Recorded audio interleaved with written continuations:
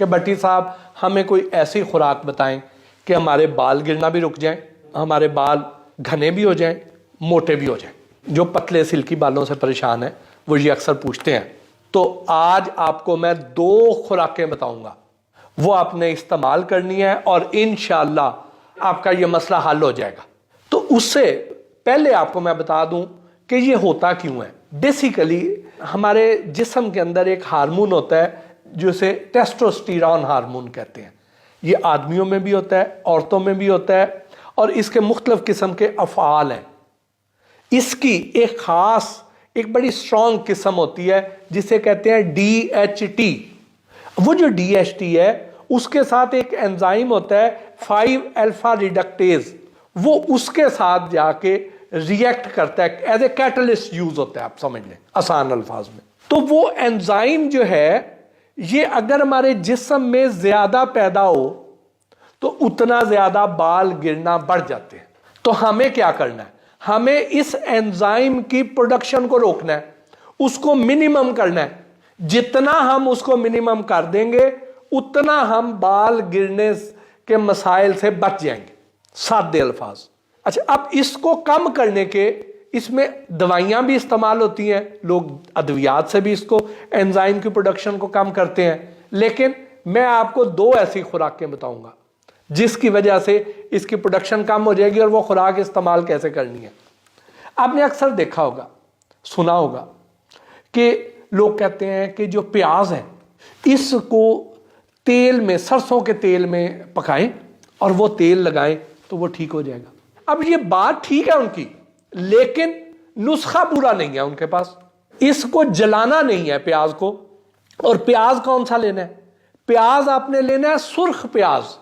یہ جو وائٹ سا پیاز ہوتا ہے وہ نہیں، سرخ والا پیاز بہت کمال چیز ہے۔ اس کا آپ نے رس نکالنا ہے، نچوڑ لیں اسے، کاٹ لیں، کسی کپڑے میں ڈال لیں، اسے اچھی طرح نچوڑے، اس کا رس نکال لیں۔ وہ جو ہے اس کو آپ نے تیل میں ملانا ہے اور پکانا نہیں ہے۔ وہ آپ ڈائریکٹ لگا لیں تو سب سے اچھا ہے، لیکن تیل لگانے سے کیا ہوگا؟ تیل لگانے سے یہ ہوگا کہ وہ زیادہ دیر سکن میں لگا رہے گا، ایویپوریٹ نہیں ہو جائے گا، تو اس سے وہ اندر اس کا اثر پذیری بڑھ جائے گی، اور وہ جو تیل ہے وہ ویسے بھی آپ کی بالوں کو ذرا ویٹ دیں گے، ذرا بھاری کریں گے، تیل کا یہ فائدہ ہوگا۔ لیکن وہ جو پیاز کا وہ جو رس ہے، سرخ پیاز کا رس، وہ بیسیکلی جیسے ہی آپ کی سکن کے اندر جائے گا تو اندر جو 5 الفا ریڈکٹیز جو انزائم ہے اس کا لیول کم کرتا جائے گا۔ آپ جتنے دن زیادہ لگائیں گے اتنا اس کا لیول کم ہوتا جائے گا، اور آپ کے بال جو ہے ہیلدی ہونا شروع ہو جائیں گے اور گرنا بھی رک جائیں گے۔ تیل کا آپ کو میں نے بتا دیا۔ اب اسی سرخ پیاز کو آپ اگر کھا لیتے ہیں تو بھی یہ فائدہ مند ہے، لیکن کچا کھائیں، سلاد کی صورت میں کھائیں، لیکن دوپہر کو کھائیں، رات کو نہ کھائیں، تو یہ آپ کو فائدہ دے گا۔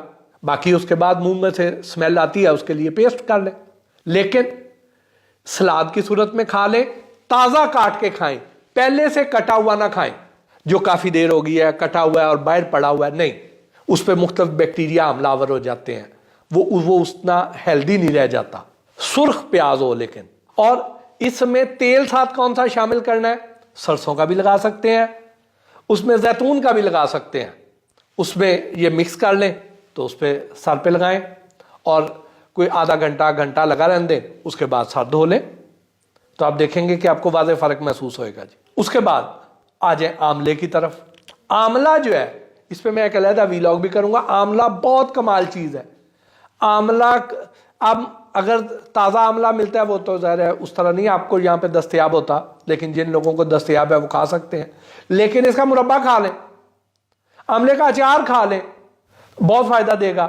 آملے کا تیل آپ کو ملتا ہے، اگر آپ کو کوئی اعتباری بندہ مل جائے جو باقی آملے کا تیل ہی دے تو وہ بہت اچھا ہے۔ یہ 2 چیزیں ایسی ہیں جو اس 5 الفا ریڈکٹیز انزائم کو جو کم کرتی ہے، جتنا کم ہوتا جائے گا اتنا بال جو ہے آپ کے بڑھتے جائیں گے۔